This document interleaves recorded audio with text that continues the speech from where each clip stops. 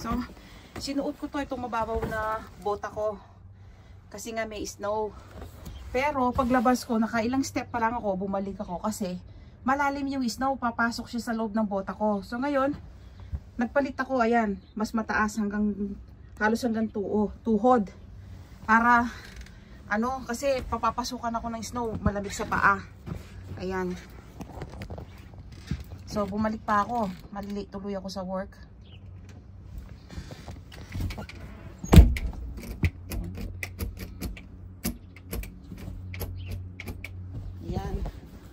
So ayan, ganyan kalalim yung snow ngayon. Nag-snow pala kagabi, ayan oh. Ayan, ito, pag ganito hindi madulas, yun nga lang problema. Ayan oh, ang lalim oh, tingnan nyo. Ayan oh, babaon talaga. So kung yung boots na suot mo, maiksi lang, papasukan ka ng snow sa paa. Which is malamig na malamig. Ayan oh, lalim oh. Yan, ito yung pinakamaraming snow.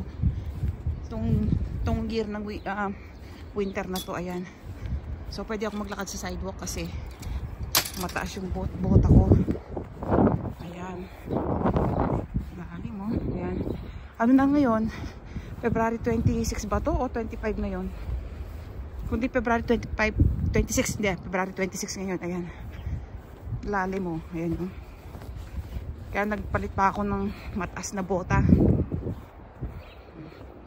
Yung mga sasakyan na nahihirapan niyang umandar. Kasi yung gulong na babaon sa mga snow, parang burak din kasi ang snow. Pag natsyempuan ka, hindi makaalis yung sasakyan mo, yung gulong na babaon. Ayan o. Pag snow, ayan, ganda pag hindi pa. Ito hindi pa nagagalaw. Ayan. Ayan, ako yung mag-i-step.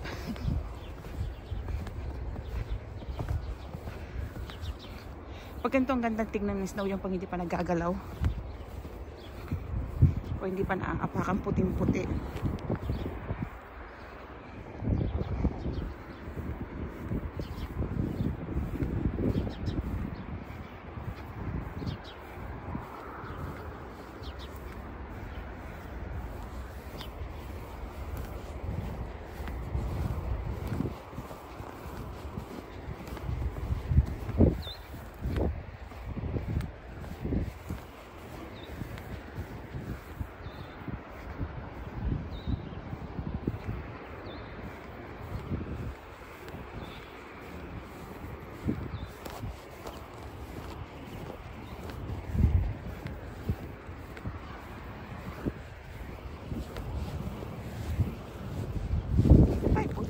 Dulas to na.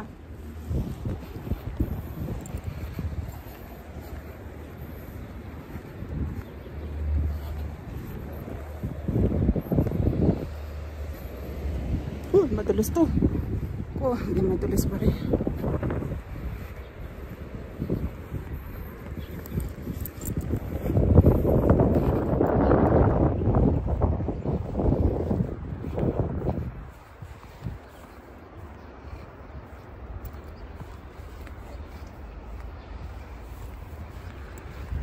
Pag ganyan wala pang pakas, ibig sabihin ako pala yung unang aapak sa sidewalk.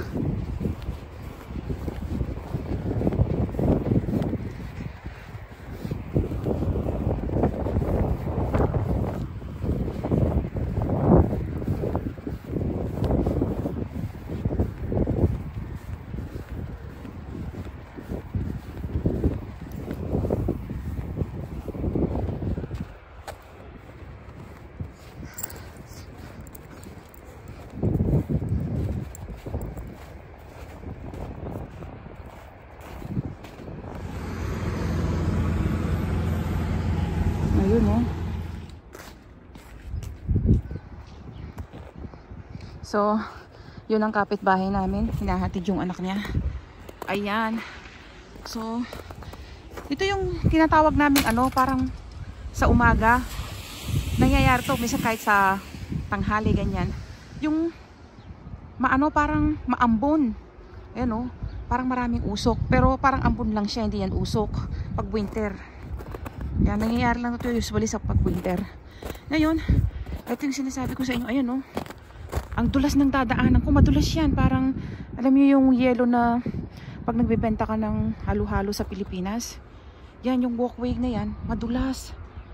Ngayon, delikado talaga. Ngayon ang dadaan ako dito. Yan. Diyan ako dadaan. So, yung kapitbahay namin. Ayun, yung pinakita ko kanina, hinahatid yung anak niya. Ganyan ang mga buhay namin dito sa Canada. So, dito ako dadaan sa mismong daanan ng mga sasakyan. Dahil gas-gas nga, panay ang daan ng mga sasakyan. So, tunaw mo na yung yellow dito. Ayan, tunaw ko. Dito ako, mas safe duman dito, hindi ako madudulas. Yun nga lang, kailangan alerto ako sa mga sasakyan dumarating, dumadaan, baka masagasaan naman ako. Pero mas safe naman dito kesa doon sa sidewalk. Ayun, no?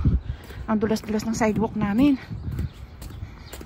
Yun ang isa pang hindi maganda dito sa Canada pag winter, lalo na pag natunaw ng konti yung yellow. Kahit na hindi pa natunaw pag maraming snow, delikado ka sa aksidente yung pagkadulas.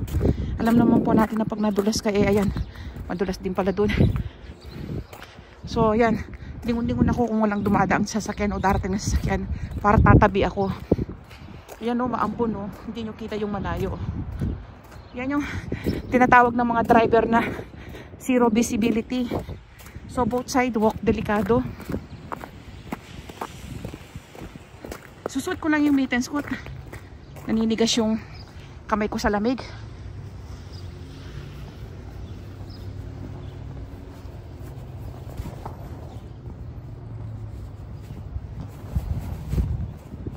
Ayan. So hindi tayo makadaan sa mga madulas. Naku, may darating na sasakyan, tatabi-tabi ako. Ayun, buti na lang doon sa other way sila dumaan. Kasi ayan, may paparating, tatabi na ako. Naku, dulas din dito sa gilid. Yun, tumabi tayo para baka masagasaan ako. Ay, may paparating na naman uli sa likod ko.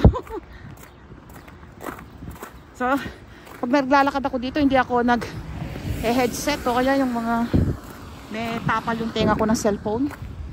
Delikado, baka masagasaan ako.